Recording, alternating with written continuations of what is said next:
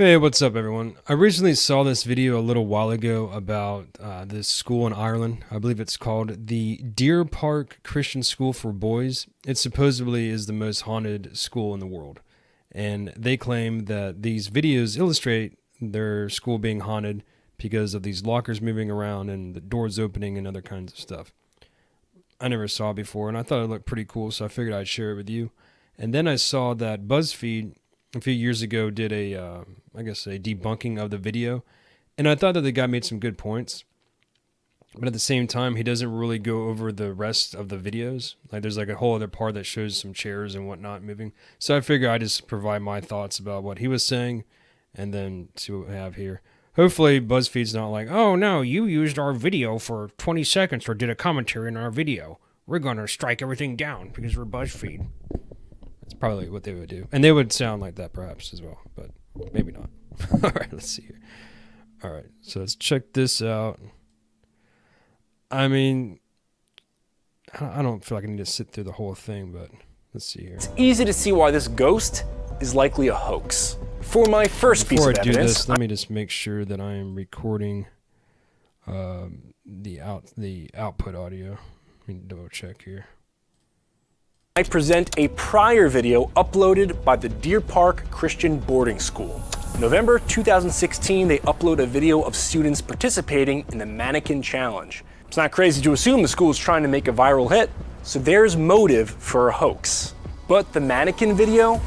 All right, you're saying that there's a motive for the hoax, and I guess, and like I would think that if there's any kind of hoax with this, I would assume it's probably, that the boys doing something just to have like a gag or whatever. I don't really see like a Christian prep school getting together with a bunch of people and trying to pull some kind of prank like this.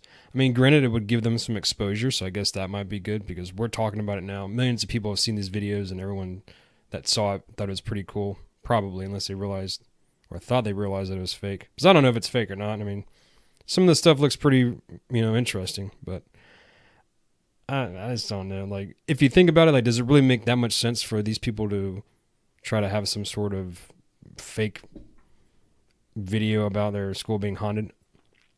I think quite a few people actually decided not to attend this institution because of that. So, here we go. Also gives us an idea of the layout of the school. Okay, let's hold that. Now let's put that side by side to the CCTV footage. It's not the same hallway, but notice how the pipes on the left lead to a radiator, and how a row of lockers likely wouldn't fit without partially blocking the window beside it. Now, look at the new video. There are pipes that I believe lead to a radiator, but they're being covered by lockers. And the lockers appear to partially block the window. Now, you might be asking, why does that matter?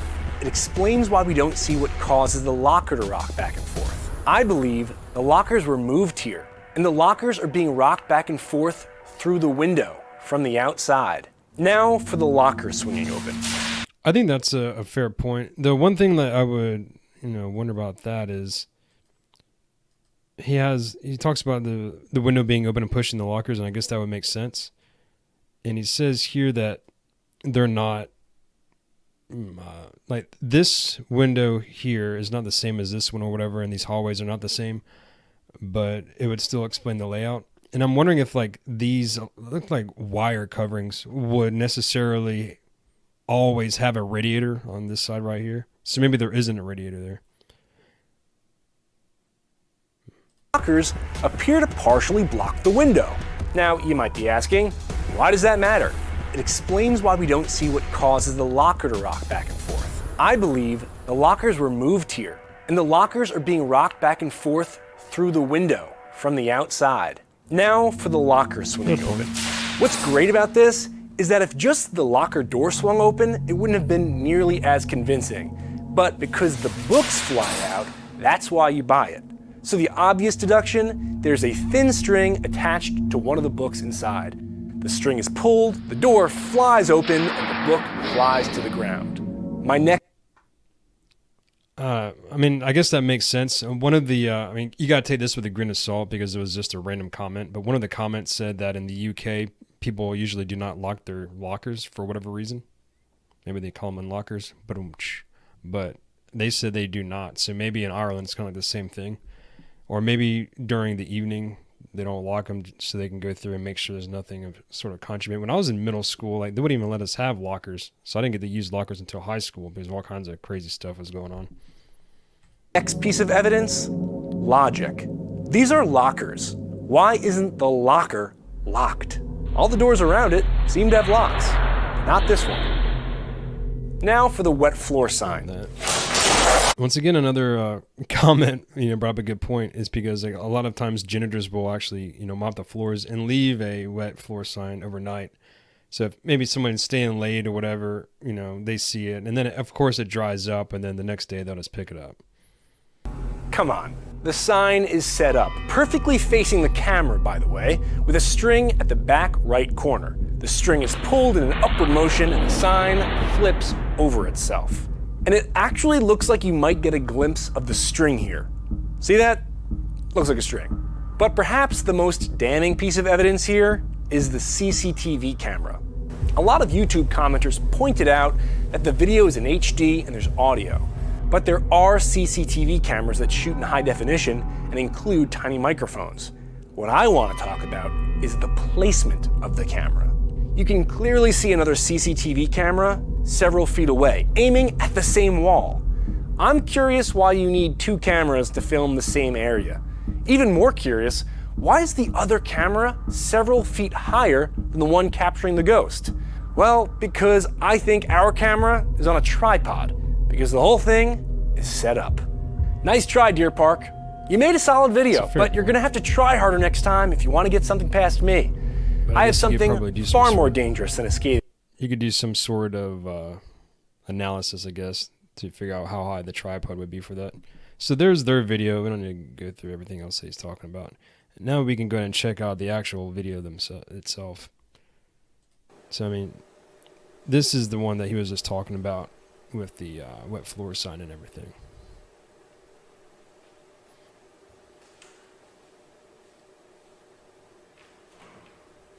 See the door in the back here open. Close and hear it.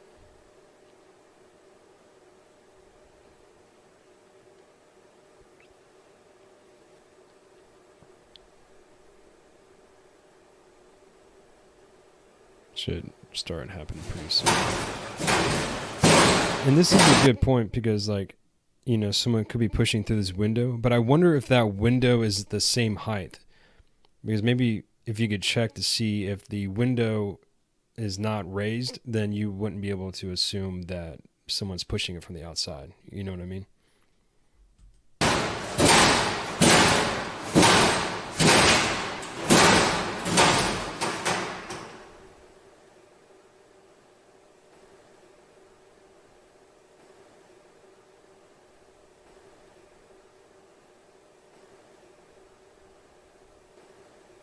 Yeah, this is the crazy part.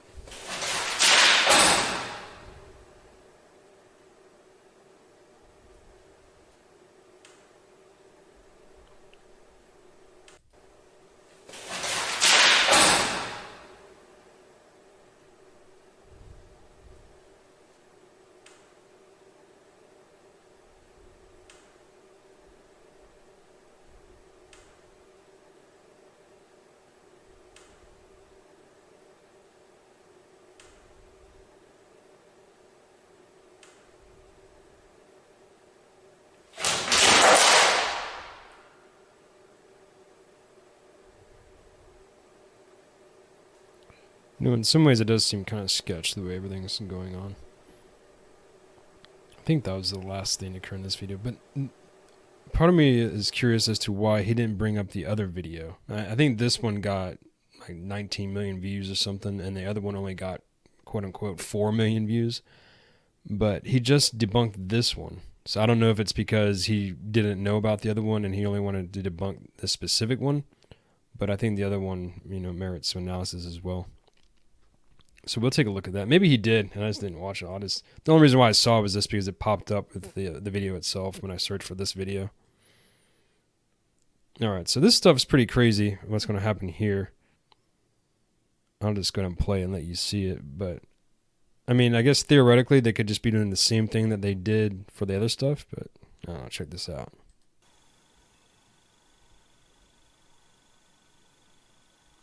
Like, watch this up here.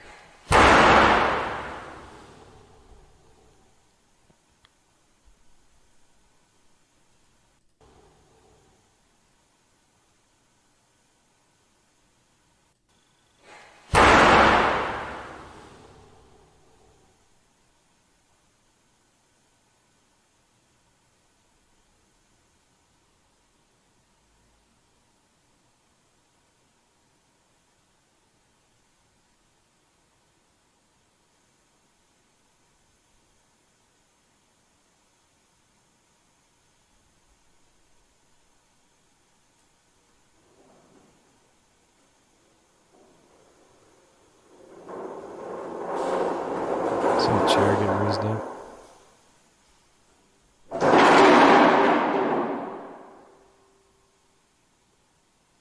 I'm not sure if there are any windows there. I mean, I guess there's some windows off to the right.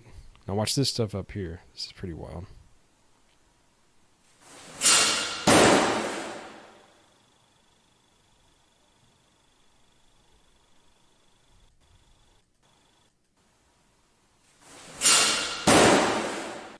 You know, if you do pause it, it looks like there might be something here, but I'm not sure if that's the reflection. See right there?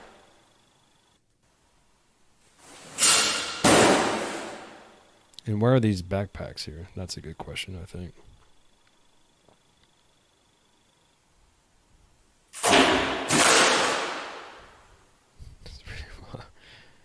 It's pretty wild, though.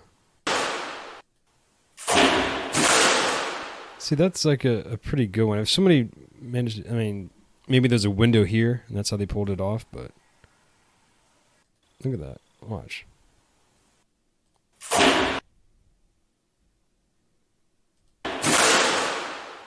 And it goes down. And this next one's really impressive. You know, if this is like some kind of like film production kind of stuff, sure.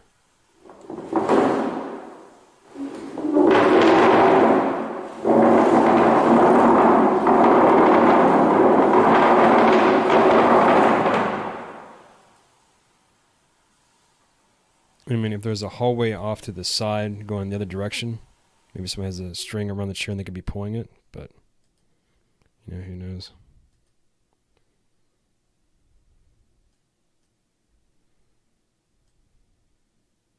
All right, let's close all this stuff. Get back to this. Oh, actually, let me get rid of this guy.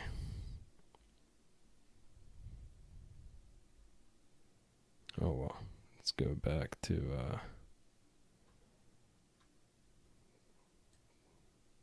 let's leave it here.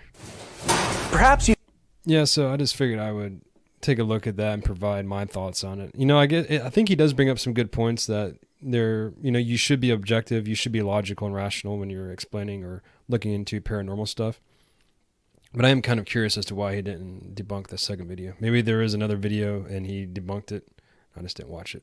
Well, let me know what you think. Hope you appreciate this video. So until next time, take care.